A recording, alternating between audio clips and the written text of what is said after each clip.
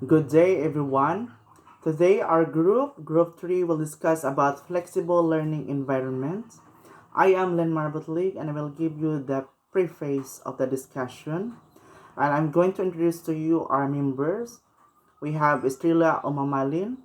She will discuss about the different platforms of using the flexible learning. And we have Jenny Ladera.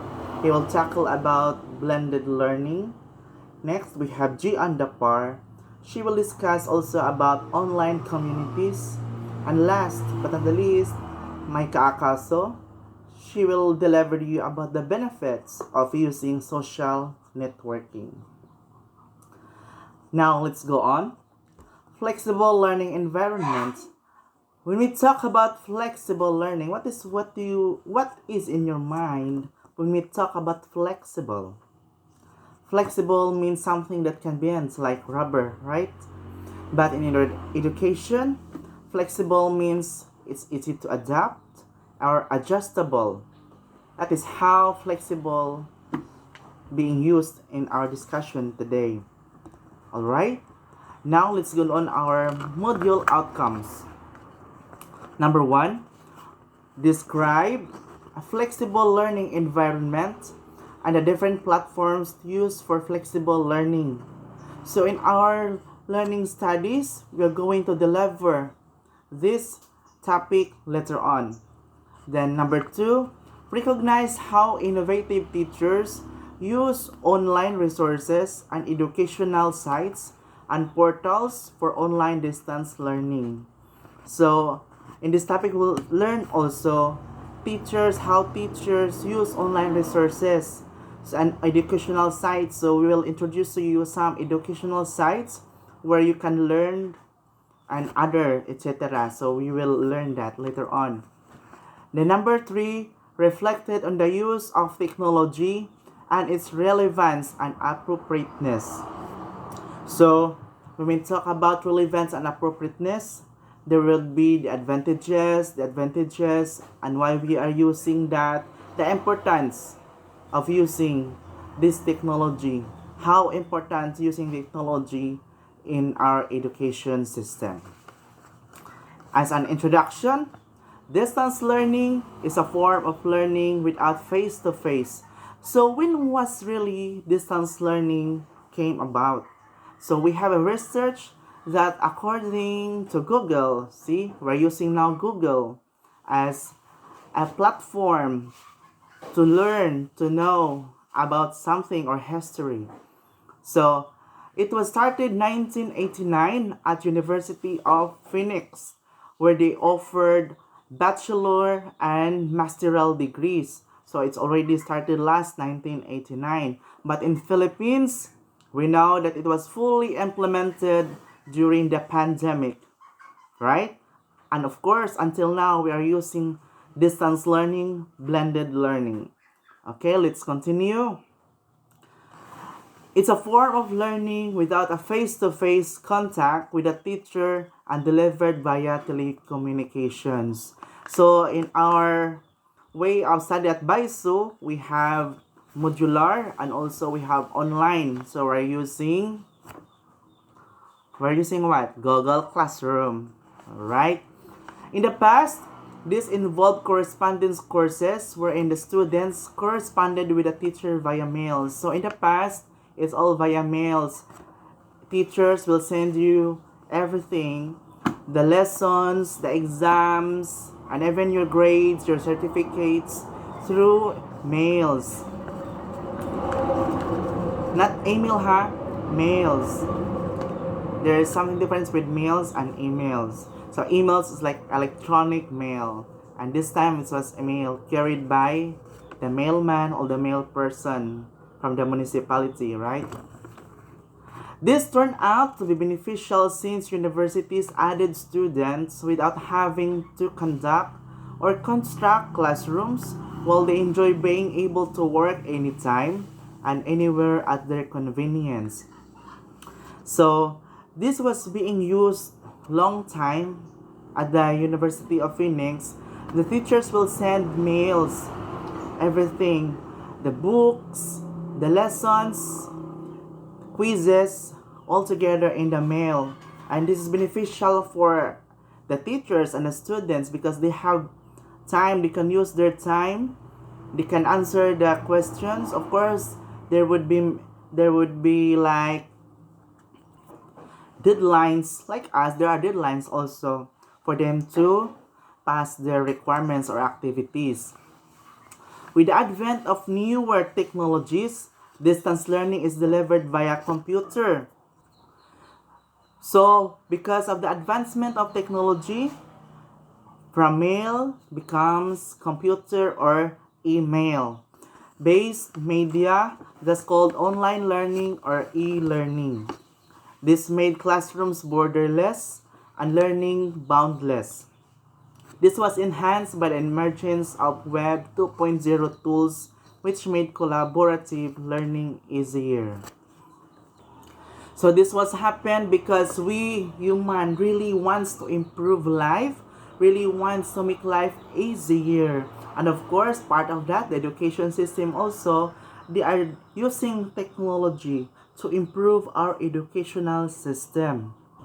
That's why because of technology, our classrooms becomes borderless. Our learning becomes boundless. Borderless means we are not already in the four corner of the rooms. We can study anywhere at our home, at the office, some in the shops, or in the coffee shops, or everywhere in the plaza, anywhere you like, at your convenience, at our convenience. And that is what happening this time. Now let's move on to online distance. So in lesson 1, we have titled Online Distance Education and Communities of Learners.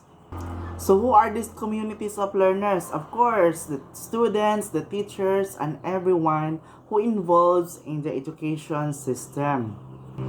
So we have lesson outcomes. So we must study this. The lesson outcomes. Number 1, identified flexible learning through online communities. We have their synchronous and asynchronous modalities. So we will learn that what is synchronous and what is asynchronous modality. Number 2, describes flexible learning environment that enhances collaboration with the use of technology tools. So we will learn also here describe flexible learning. So we will learn this part how technology helps the learning environment, especially the distance learning. Okay. In our first topic, we have flexible learning environment. So we'll read, learning nowadays is viewed differently. Why it was being said that learning nowadays is being viewed differently? Anyone? Yes, you're right. Because aside from traditional way of teaching or learning from inside the school, we can learn now anywhere, anytime. The present generation of learners has access to information at their fingertips. Yes, you heard that, at their fingertips, at our fingertips. Because we're using our cell phones, by using computers, we can easily learn, we can easily search questions and answers regarding with the topic that we are going to want to know or we're going to search. The teacher is no longer seen as basically the dispenser of knowledge, but rather as one who expertly directs the learners to take their own track in searching for answers to every questions. So not only the teachers now were the source of knowledge, the source of information, but also the technology. We will search on the Google, even Facebook, even Instagram or Reels. There's already sources of information which we can use or we can learn. Alright, let's continue. Then they bring this back to the class for further discussion until perhaps resolutions are agreed. They can search the web and discover a breadth of information related to the lesson. They even have the patience to stay in front of the computer for unusually longer time in search for more articles and multimedia materials that simplify a challenging topic. And we cannot deny that even though we are teachers or become future teachers, or those who are professors, of course, they need also some answers, some research. So they use computers to search those answers for possible questions by the students, right? And of course, because of the young generation who are so broad, their mind were broad, right? So the teachers also were looking for another material sources of multimedia materials to simplify challenging topic. Because right now some students, even though they know the answers, they will ask questions to their teachers. That's why we become teachers. We should be know more. We should be more knowledgeable because some of them are that minded. That is why they can sometimes learn more than what is confined in the four corners of the classroom. Yes, because not all the informations or the knowledge you can learn inside the classroom because we have limited time and limited day. So, by the using of technology, through the fingertips, through the internet, through the use of different media, we will learn or we can learn different knowledge, new ideas, answer to questions, and many more details. That even new discoveries are not being wrote in the textbooks. So it's already in the multimedia or already in the sources in the internet. So there will be more knowledge when we open or we search through the use of internet. So let's continue. Every chance or corner becomes a learning space. It is clear that learning takes place anywhere, and this adds to the concept of flexibility in the learning of environment. See, that's why it's titled Flexible Learning Environment, since it's very clear evident that learning takes place anywhere, anytime, and through the use of our fingertips, it is easy for us to learn something new. With technology, students can possibly continue to join class sessions even if they are not physically around. So like in the Google Classroom, in our Google Class, or through the use of the Messenger or the Zoom, we can attend classes, seminars, and through the webinars, and we will learn something like you are in the four corners of the classroom or in the room. The learning space becomes virtual or mediated.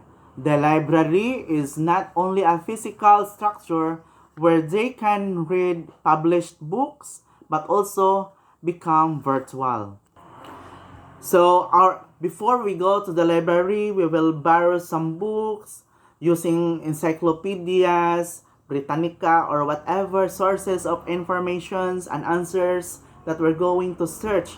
But now everything is online, everything is virtual. So we can search questions, we can search history, answers through the use of technology, through the use of the internet, our cell phones, computers, and other sources. Like for example, even novels, right? There are already written novels in the cell phones by searching that. You will never bring any more pocket books or big dictionaries and atlas and everything. But only we will bring our cell phones, connect to the internet, and search. So that's how flexible learning is being possible this time. Now let's go on online distance learning. Online distance learning is not a new concept. Some schools, higher education institutions in the country, and educational agencies such as the Southeast Asian Ministries of Education, Innovations, and Educational Technology provide this mode of learning, it allows flexibility in learning to a certain extent. Even before the pandemic, some universities, big universities in Philippines, they are already introducing online courses like the UP, University of Santo Tomas, and the big universities in the Philippines. Like I was working in Dubai. My colleague is studying at University of Santo Tomas for her masteral. See, so that's why how possible is the blended or the flexible learning environments and the online distance learning. Now let's move on to the different platforms. The flexible mode of learning uses a platform such as Moodle, Google Classroom, Edmundo, Schoology, and etc. But this topic will be discussed by our next presenter, Miss Estrella Omalalin. To discuss this, and let's give her a round of applause, please. The different platforms. First is Model. Model was created by Martin Duguiamas, founder and CEO. Model stands for Modular Object Oriented Dynamic Learning Environment. It is a learning management system or LMS, which is an open source software that supports teaching and learning. So, Moodle is an open source learning management system or LMS used by educational institutions to create and manage online courses. It provides educators and trainers with a platform to create, manage, and deliver educational content to learners. Moodle offers a wide range of features and tools that support online learning, including course management, content creation, communication and collaboration tools, assessment and grading functionalities, and reporting capabilities. It allows instructors to organize course materials, creative, interactive lessons, engage with students through forums and messaging, administer quizzes and assignments, track students' progress, and provide feedback. Second is Google Classroom. It is a free service for teachers and students. It is a learning management system platform that is accessible Google account. You can create classes and perform your roles and functions as a facilitator of learning. Google Classroom integrates seamlessly with other Google tools like Drive and Docs, providing a streamlined experience for teachers and students with features like assignment management, communication, and easy access to shared resources. And it enhances collaboration and organization in the virtual classroom. Google Classroom is an online learning platform developed by Google. It is designed to facilitate communication, collaboration, and assignment management between teachers and students in K 12 schools and higher education institutions. It is part of the Google for Education suite of tools and is widely used by educators around the world. Some key features of Google Classroom are course creation and management, assignment distribution and submission, collaboration and communication, integration with Google Workspace, streamlined workflow, and mobile accessibility. Google Classroom offers a user-friendly interface and leverages Google's suite of productivity tools to provide a comprehensive learning management system. It simplifies the process of distributing, collecting, and grading assignments while fostering collaboration and communication among teachers and students. Third is Edmodo. In 2008, Edmodo was created by Nick Borg, Jeff O'Hara, and Crystal Hatter. It is a comprehensive online platform that fosters communication, collaboration, and assignment management in an educational setting. It features such as class discussions, direct messaging, and resource sharing create an engaging learning environment. With its focus on parental involvement and easy access to course materials, and it promotes effective communication between teachers, students, and parents, enhancing the overall learning experience. Schoology. It is another learning management system or LMS, founded in 2009 by Jeremy Friedman, Ryan Wong, Tim Trinidad, and Bill Kindler. It empowers educators to deliver engaging and personalized learning experiences while fostering collaboration and communication. Schoology is a learning management system or LMS designed for K 12 schools, colleges, and universities.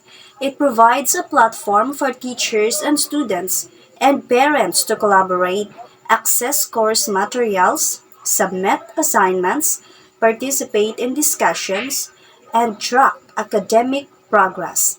Some key features of Schoology include course management, communication and collaboration, assessment and grading, calendar and notifications integration, and compatibility and parent access. It aims to streamline and enhance the teaching and learning experience by providing a centralized platform for educational activities, communication, and collaboration. Fifth is MOOCs, is another recent modality to learning which stands for Massive Open Online Course. It is a model for delivering learning content online to any person who wants to take a course. It allows one to pursue learning even outside of university or higher education formal structure.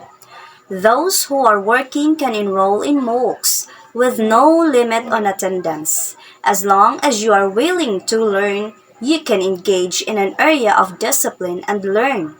It allows interconnectedness among people in the world to discuss and share recent developments in their common field of interest. In the flexible learning mode, the activities can be done in two ways: synchronous and asynchronous. When we say synchronous, it is an online chat at real time.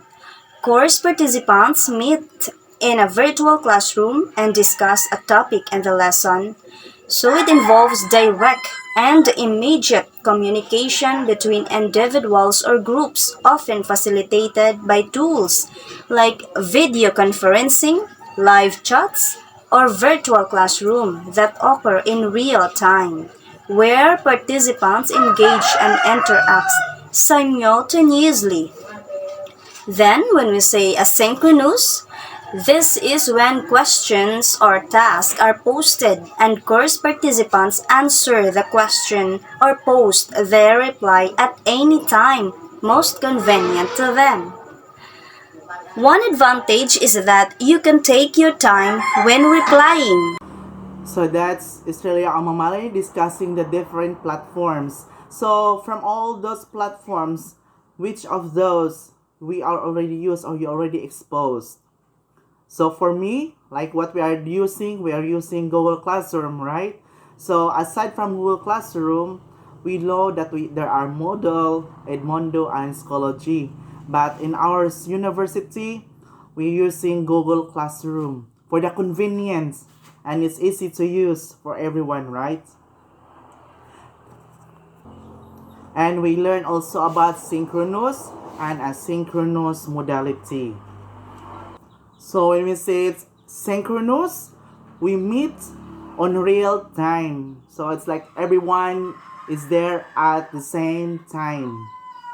So when we say it's asynchronous, posted on that time, but we are given scheduled or given deadlines, or we can make questions and answers at our convenience. So it's not really on the same time we are doing. So that's the difference between asynchronous and synchronous modality.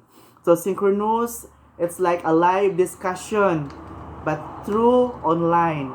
Asynchronous, it's like you are watching YouTube, we are watching discussions, but was already posted. Yeah, already posted before, already posted last night, and you're going to watch on the next day. Now, our next topic is about blended learning, and this will be delivered by Jenny Ladera. So let's listen. What is blended learning? Blended learning. Blended learning, another way of handling flexible learning, is by combining modalities of instructional delivery. Blended learning is a teaching method that combines traditional classroom instruction with online learning activities using digital technology.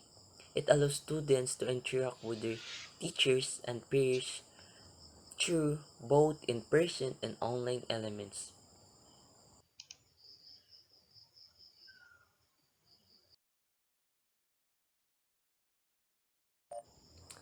Kinds of blended learning. Model 1, Face-to-face driver. In the face-to-face model, the teacher delivers the curricula most of the time to utilize learning at the certain times with a purpose to provide alternative experience. Instruction is provided in a computer laboratory or assigned tasks are uploaded online. Model 2, Rotation. Students rotate between online and traditional classroom instruction, often using a schedule or timetable. This is the model that is in between the traditional face-to-face learning and online learning.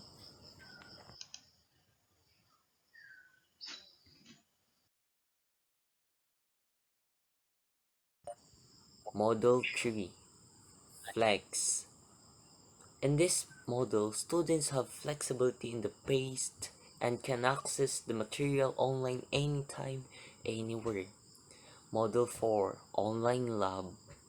The online lab model uses an online platform in delivering the course but located in a physical classroom or computer laboratory. Since the lessons are in modular format and available in the online program, teacher assistants supervise their classes. Students who are enrolled in an online lab model of blended learning may be enrolled in a traditional classroom course at the same time, and therefore have block schedules. Model 5, Self-Blend. The self-blend model is a system provided by the school where the students can choose the courses they would like to have in addition to their typical brick and mortar classroom classes. This model is always remote, a major difference from the online lab.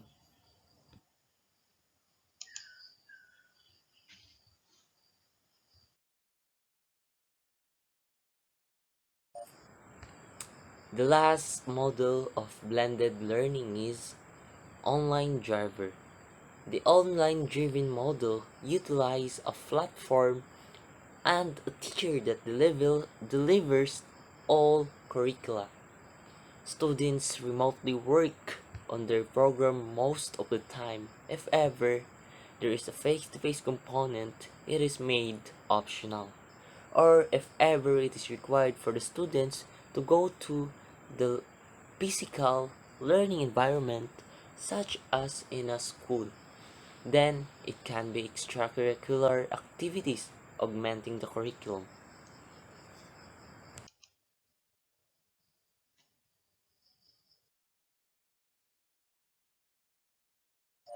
Planning and managing blended learning experiences are very similar to planning and managing a brick and mortar school with courses or subjects integrating technology. It needs to be system-wide as the school makes a plan, develops guidelines for students to follow for the use of technology in a blended format, and provide a research guide.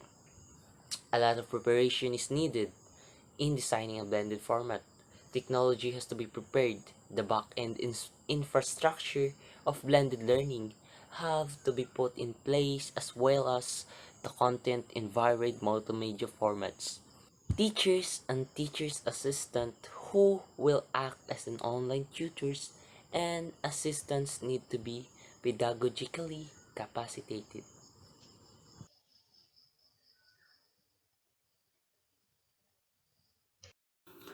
So that is Jenny Ladera discussing about blended learning. So in our topic, we discussed 6 kinds of blended learning. We have face-to-face driver, rotation, flex, online lab, self-blend, and of course the online driver. Now may I ask you, in our university, what types of blended learning style we're using? Write that in a 1/4 sheet of paper and submit after the discussion. Our next presenter is Miss Jian Dapar. She will discuss about online communities of learning or the social networking. Let's give her a round of applause and let's listen to Miss Jian Dapar. Online communities of learning.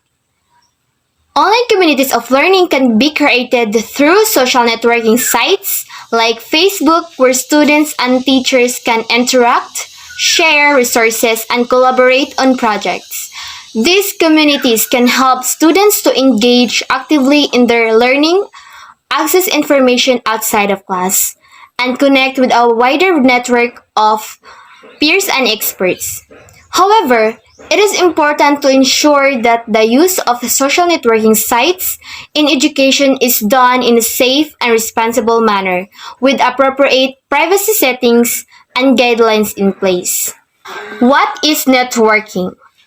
Building and maintaining a personal network can have numerous benefits. For social purposes, a personal network can provide opportunities for meeting new people, making friends, and finding social activities and events. For educational purposes, a personal network can provide access to resources, information, and mentorship from those in similar fields of study or career paths.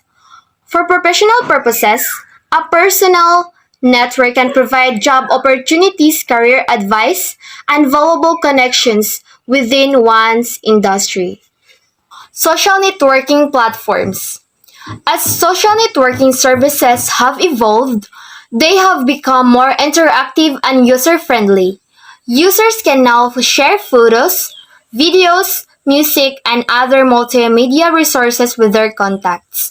Some social networking sites also allow users to follow their favorite celebrities, brands, or public figures. In addition, social networking services have become more mobile friendly, with many users accessing them through their smartphones and tablets. With features like instant messaging, video calling, and video chat, social networking services have made it easier than ever for people to stay connected with their friends and loved ones, no matter where they are in the world. Facebook is a social networking platform that was founded in 2004 in Menlo Park, California. It is the largest social network in the world and is used by most people to post their profiles, blogs, pictures, and videos. The platform allows users to share status updates and news articles with friends and family, and it has expanded its services to allow people of all ages to use it for personal, business, or even political activism purposes. Next is Twitter. Twitter has become a popular platform for social media marketing and news sharing, with many business celebrities, politicians, and journalists using it to connect with their audiences. Users can follow other users to see their tweets in their timeline, can also use hashtags to search for and participate in conversations about specific topics. In addition to the website, Twitter also has a mobile app for easy access on smartphones and tablets. Next is LinkedIn. In addition to job searching, LinkedIn also provides a platform for professional networking and building industry connections. Users can join groups related to their field and engage in discussions, share articles and insights, and connect with other professionals. The site also offers features such as job alerts, salary insights, and skills assessments to help users advance their careers. By creating a robust profile and actively engaging in the platform, users can increase their visibility and potentially attract job offers or new business opportunities. Next is Google Plus. In addition to circles, Google Plus also offers features such as communities and collections. Communities are groups of users who share common interests and can engage in discussions and share content related to their interests. Collections are a way for users to organize and share their own content, such as photos or articles, with specific groups of people. Google Plus also integrates with other Google services such as Google Drive and Google Hangouts, making it a convenient platform for collaboration and communication among users. Next is YouTube. YouTube is a website where users can upload and share video content with others. It is owned by Google and is considered a social network because it allows users to connect and interact with each other through comments, likes, and subscriptions.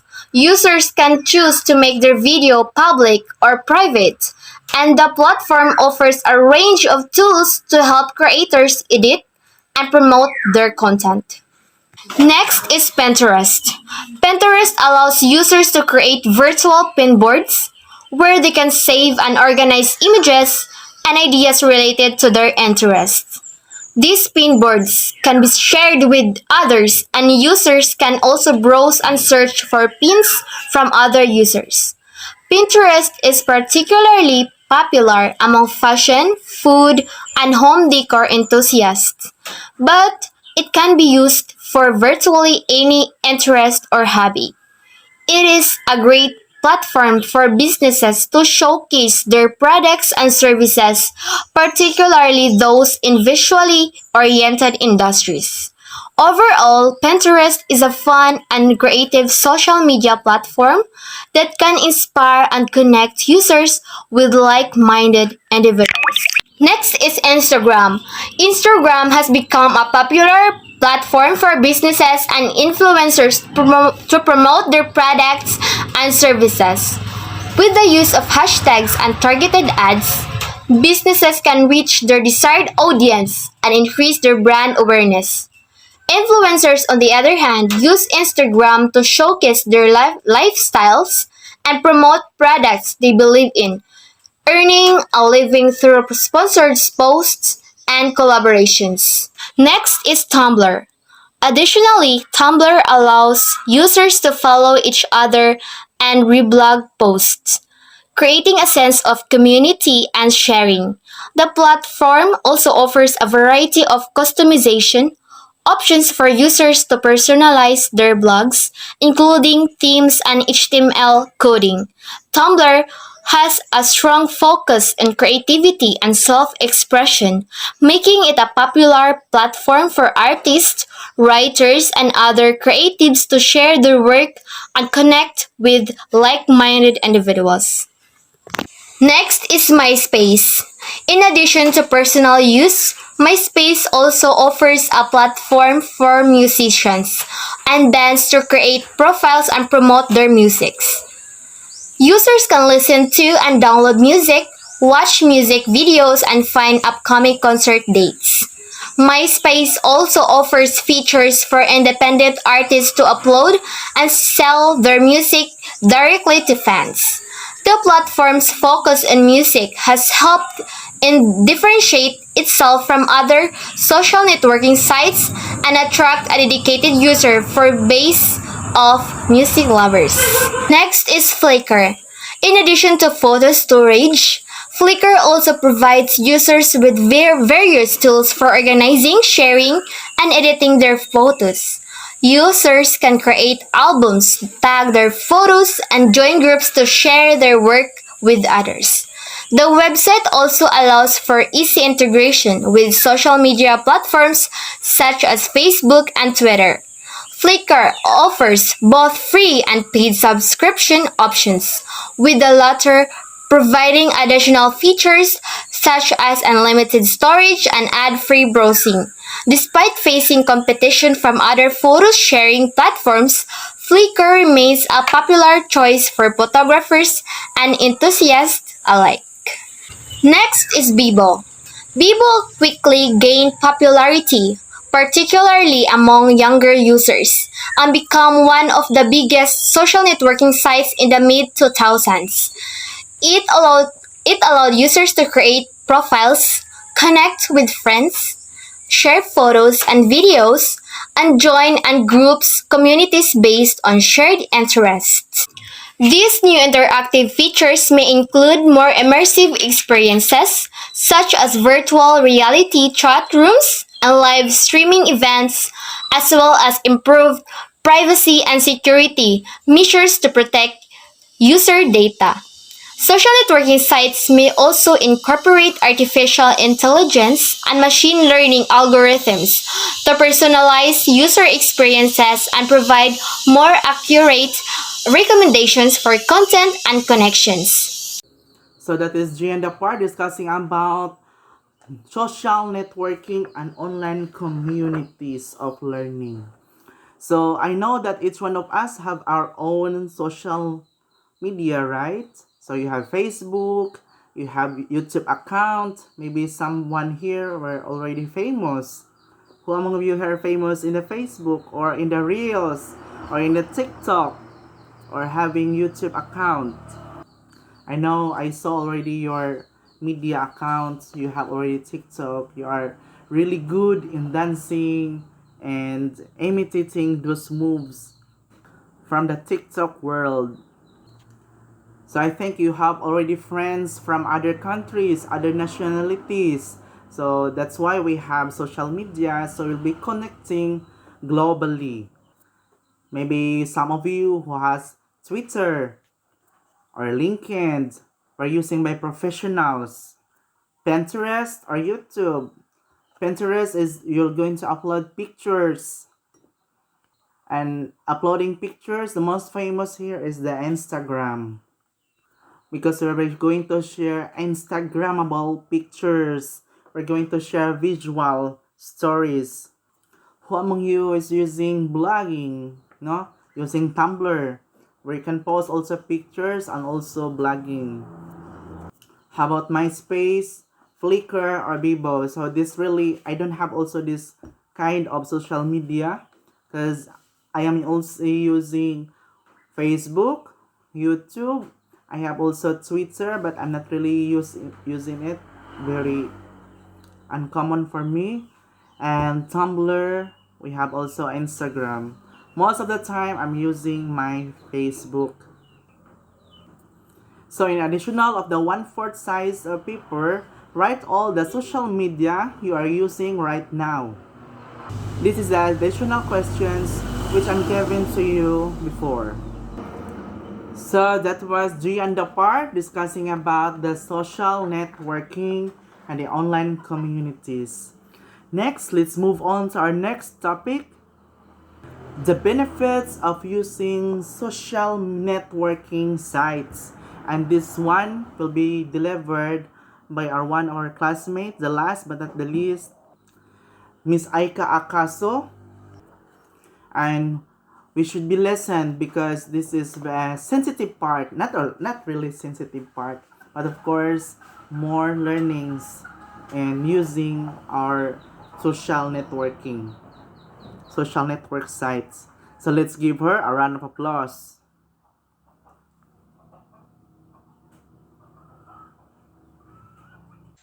The benefits of using social networking sites. Using social networking websites opens an array of benefits for users. The world has become a global village through connectivity. The connection has transcended space and borders. Getting connected to family and friends is now just a few clicks away. It is an easy access to keeping in touch with friends or keeping tabs on family. It provides opportunities for making friends with others who share similar interests and passion. Advantage of social networking websites is that they provide information, news and views others around the world can be easily accessed instantly at one's fingertips. It easily allows to transmit information or update contact on what one's thinking or how now feels. There are many benefits of social media. One is to make us connect to other countries and makes us unite. By social media, we can communicate our loved ones wherever they are.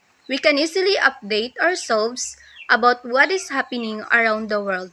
We can easily watch or read the information. Social networking websites can support learning or augment educational activities. Young learners are well acquainted with social networking sites and regard them as just a part of day-to-day activities and social related discussions. Even after school period, learners can continually connect as they collaborate to accomplish tasks or homework.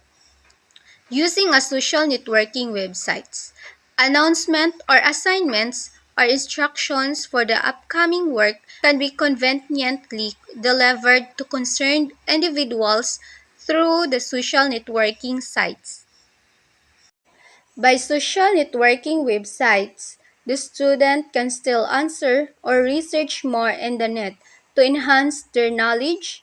With the COVID-19 learners, though online class and because of social networking websites, the learners can still continue their studies.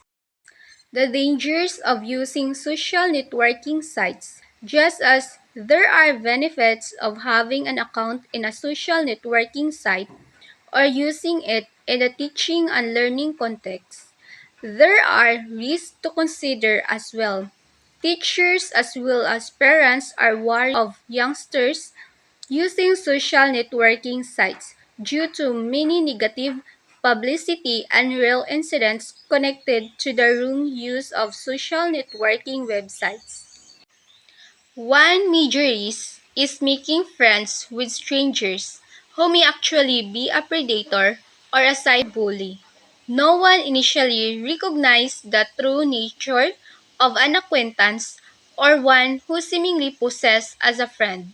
Sometimes, a youngster gets bullied by others who may not even be connected as friends in a social networking websites. There are also trolls who actually instigate conflict, misunderstanding, or emotional response by eliciting anger or ill feelings from other users through social media. They post messages that are inflammatory or controversial.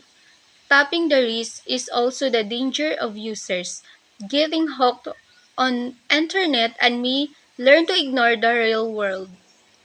Their ability to socialize is incapacitated as they devoted hours or days on gaming or using the computer manifesting abuse to themselves. That is why teachers and parents or guardians are protective to the extent of disallowing youngsters to use the internet and social networking sites without realizing that act denies the opportunities to explore the educational potential it can serve.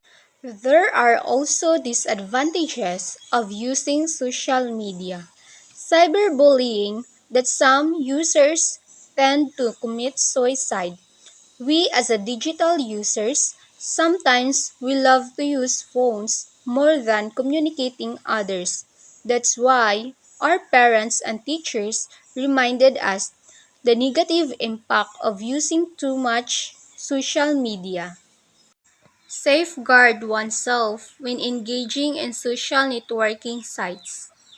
You need to understand and take precautionary measures to safeguard yourself in social networking sites. Networking can be confined and monitored within the school system. Students can use social networking platforms designed for educational purpose that will allow students to post, share, and discuss insights gained from an activity.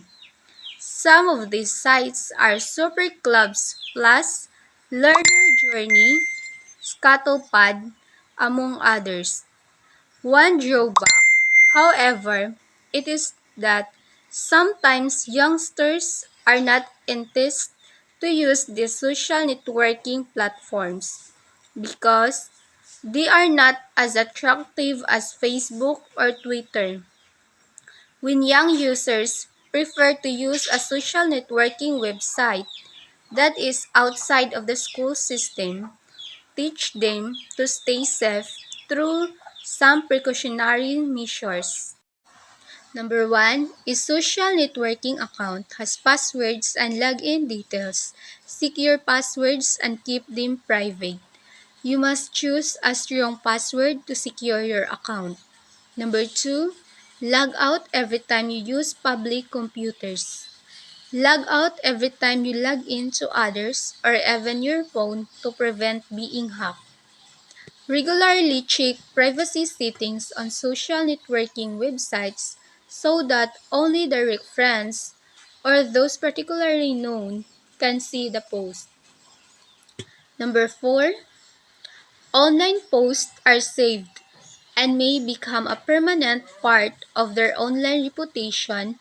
As you use the internet, you leave a digital footprint which can be traced back to you. Number 5, do not accept invites from contacts unless you know them personally or you are sure of their identity. Number 6, seriously consider the effect of possible posts on others before deciding to do so.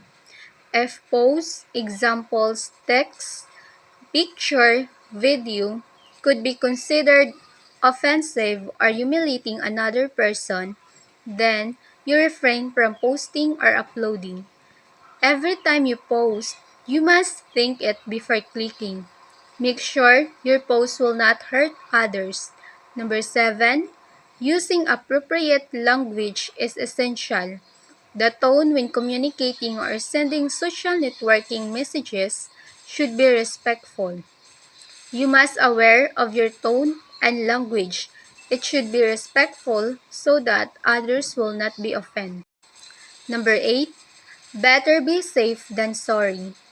You should accept friends and connections when you are sure of that person's identity. Personally, meeting someone you only meet online is discouraged. Even if the sincerity of having a personal meeting looks convincing, it will be better if you will be accompanied. Only accept friend requests or chat only if you only know that person to prevent being scammed. Number 9, when there is an indication of harassment or abuse, it is advised that you report this by clicking the report. Number 10, bullying takes place even in social networking websites. Cyberbullying uses the site's messages, updates, and other functions to harass, intimidate, humiliate, taunt, or pick on the individual. When this happens, you can do the following actions. A. Ignore the behavior by not responding at all. B. Block the person. C. Click the report button of abuse. Or D. Talk to a trustworthy adult about it. Bullying is everywhere. If someone bully you in the net, ignore the behavior, block the person, report, and talk to adults about it. Connecting with friends and having an active life on social networking websites have its rewards. However, when one is not taking precautionary steps, there is also imminent danger. It is more beneficial if you understand both its potential and its pitfalls. When used properly and in the right measure, it can bring more benefits. Only then can social networking sites lead to one's growth and ensure a productive social life. And that's Micah Akaso. Thank you, Micah, for delivering this topic. And aside from the benefits of using social media, of course, we learned that there are also dangers of using social networking. Any one of you or who among of you are being abused using social media? Anyone? Being abused or being scammed, which already it's very rampant nowadays. Scammers in the social network. That's why we should be always be careful when we log in, especially in a public or in a computer shops or when you're borrowing cell phones from other people or your friends. You should be careful in watching your passwords log in, so you'll be not be able to be scammed by people, because even your friends, right, they become one of the scammers in the future. In this topic also, we learn to safeguard ourselves engaging in the social networking sites. So additional questions or additional answers in a 1/4 sheet of paper, maybe at the back. Write an instance that you are being bullying or being abused or being scammed using social media. Just a short detail. Anyone of yourself or your friends are being scammed in the social media. Submit your answers after the discussion or during our face-to-face class. And that's all for this topic about flexible learning environments. We hope that you learned more or a lot from our discussions about the flexible learning environment, the social media, what is asynchronous and synchronous modality, the different platforms and delivering our educational system, and of course the benefits and the dangers of using social media. I hope that you will learn and will apply this in our daily life. Thank you and have a good day. God bless everyone.